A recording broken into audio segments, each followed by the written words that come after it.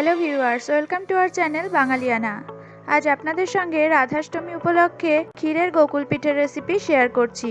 এটি বাংলাদেশের জনপ্রিয় একটি রেসিপি। এরকম নিত্য নতুন রেসিপি পাওয়ার জন্য আমাদের চ্যানেলটিকে অতি অবশ্যই সাবস্ক্রাইব করুন। পাশে থাকা বেল আইকনে ক্লিক করে অল অপশনটি সিলেক্ট করে দিন। আমি একটি ননস্টিক কড়াইতে 500 গ্রাম দুধ নিয়ে নিয়েছি, সেটাকে ফুটিয়ে ঘন করে অর্ধেক করে নিয়েছি। এবার দিয়ে দিচ্ছি 100 গ্রাম খোয়া ক্ষীর। আপনারা চাইলে পুরো রেসিপিটি দুধ দিয়ে খোয়া ক্ষীর তৈরি করে নিতে পারেন।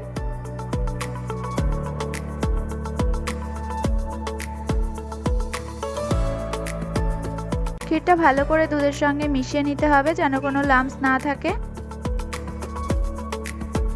ঠিক এইভাবে মিশিয়ে নিতে হবে। দিয়ে দিচ্ছি 2 টেবিল স্পুন চিনি।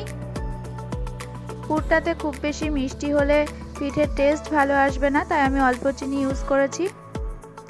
এবার ঘন হওয়া পর্যন্ত অপেক্ষা করতে হবে আর একভাবে নাড়তে থাকতে হবে, নয়তো লেগে যেতে পারে। খানিকটা ঘন হয়ে গেছে, এই সময় দিয়ে দিচ্ছি 2 টিস্পুন ময়দা। ময়দা দেওয়াতে ক্ষীরটা খুব তাড়াতাড়ি ঘন হয়ে যাবে।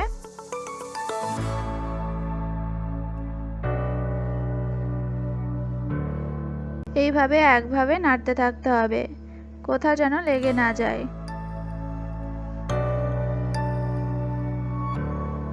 আমাদের ক্ষীরের পুরটা প্রায় রেডি হয়ে গেছে। এই সময় দিয়ে দিচ্ছি 1/2 টিস্পুন এলাচ গুঁড়ো। এলাচ গুঁড়ো দেওয়ার পর আরও ভালোভাবে মিশিয়ে নিচ্ছি। দেখুন পুরটা আর কোথাও লাগছে না, মানে পুরটা রেডি হয়ে গেছে। এবার ঠান্ডা হওয়ার জন্য রেখে দেব।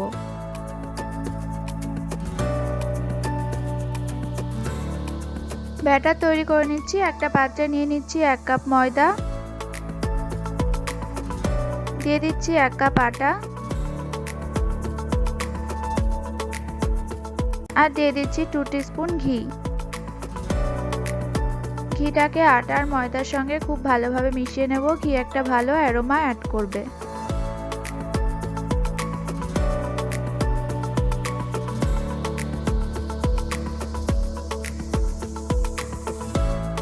এবার অল্প অল্প দুধ মিশিয়ে একটা ঘন ব্যাটার তৈরি করে নেব। খেয়াল রাখতে হবে যেন ব্যাটারে কোনো লাম্পস না থাকে, তাই অল্প অল্প দুধ অ্যাড করতে হবে আর মেশাতে হবে। আমাদের ব্যাটারটা প্রায় রেডি হয়ে গেছে, আর কোনো লাম্পস নেই। দেখুন এতটাই গাঢ় থিকনেস রাখতে হবে ব্যাটারের, নয়তো তেলে ছাড়ার সাথে সাথে ব্যাটারটা ছেড়ে যাবে। ব্যাটারটা রেডি হওয়ার পর 15 থেকে 30 মিনিট পর্যন্ত রেস্টে রাখতে হবে, তাতে পিঠেগুলো খুব ভালোভাবে ফুলবে। অন্যদিকে রসটা তৈরি করে নিচ্ছি। দিয়ে দিচ্ছি 1 কাপ চিনি, 1.5 কাপ জল আর দিয়ে দিয়েছি সামান্য এলাচ গুঁড়ো। রসটা খুব ঘন হলে চলবে না, তাই আঠালো ভাব আসা পর্যন্ত রসটাকে তৈরি করে নিতে হবে। রসটা খুব বেশি ঘন হলে পিঠেতে ঢুকবে না। আমাদের রসটা রেডি হয়ে গেছে।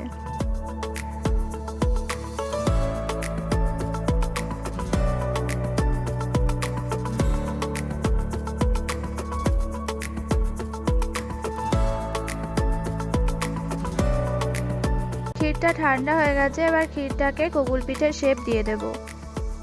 অল্প অল্প ক্ষীর নিয়ে প্রথমে গোল করে নিতে হবে।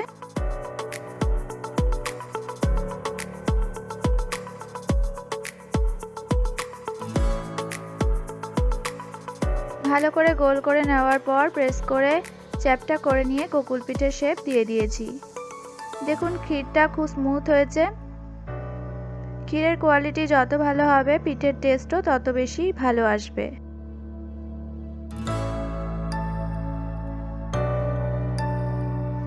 অন্য কোনো ভিডিওতে আপনাদের সঙ্গে দুধ গোকুল পিঠের রেসিপি শেয়ার করব, যেটা নারকেল আর ক্ষীর একসঙ্গে মিশিয়ে তৈরি করা হয়। তবে ক্ষীরের এই গোকুল পিঠের রেসিপিটি আপনারা একবার অবশ্যই ট্রাই করুন। খুব সহজে আর খুব অল্প সময়ে তৈরি করা যায়। আপনারা সকলের কাছে প্রশংসা পাবেনই। ট্রাই করুন আর লাইক, কমেন্ট, শেয়ার করে আমাকে জানাতে একদমই ভুলবেন না।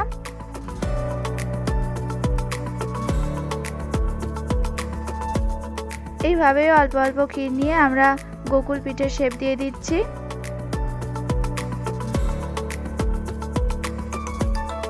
পিঠেগুলো গড়া কমপ্লিট হয়ে গেছে। অন্যদিকে কড়াইতে রিফাইন্ড তেল গরম করতে বসিয়েছিলাম। বেশ ডুবো তেলেই আমরা পিঠেটা ভেজে নেব। এইভাবে এবার ক্ষীরটা ব্যাটারে ডুবিয়ে ছেড়ে দিলাম তেলে। একসাথে একটা বা দুটো, তার বেশি পিঠে আমি ভাজবো না, তাতে পিঠেগুলো ভালোভাবে ফুলবে না। মিডিয়াম ফ্লেমে দিয়ে আস্তে আস্তে পিঠেগুলো ভেজে নিতে হবে গোল্ডেন ব্রাউন করে।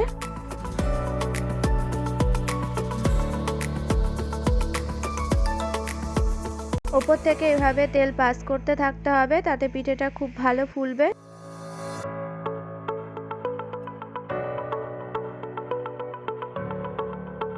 পিঠেটা বেশ লালচে করে ভাজলে খুব টেস্টি হয়, কিন্তু খেয়াল রাখতে হবে যেন পুড়ে না যায়, একভাবে নাড়তে থাকতে হবে।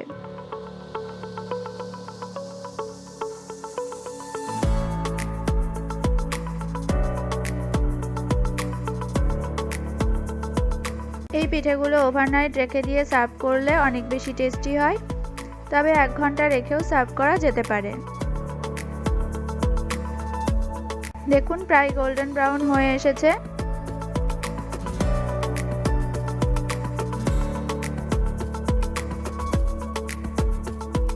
এবার আমরা তেলে ছেড়ে দিচ্ছি। ডাইরেক্ট গরম পিঠেগুলোকে এইভাবে রসে ছেড়ে দিচ্ছি।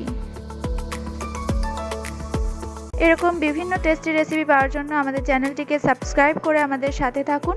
ভালো থাকুন, সুস্থ থাকুন। Thank you.